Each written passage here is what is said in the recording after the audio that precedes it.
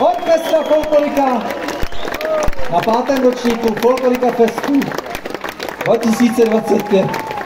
Já, přátelé, už ztrácím hlas. Já už ho nemám. Jste naprosto fantastické publikum, milí přátelé. Děkujeme za tu úžasnou atmosféru, kterou jste zde dokázali vytvořit, protože tohle se nesmazatelně otiskne do paměti všech dnešních účinkujících, ať jsou malí či velcí, ať hrají či zpívají nebo tancují. Děkujeme. Děkujeme.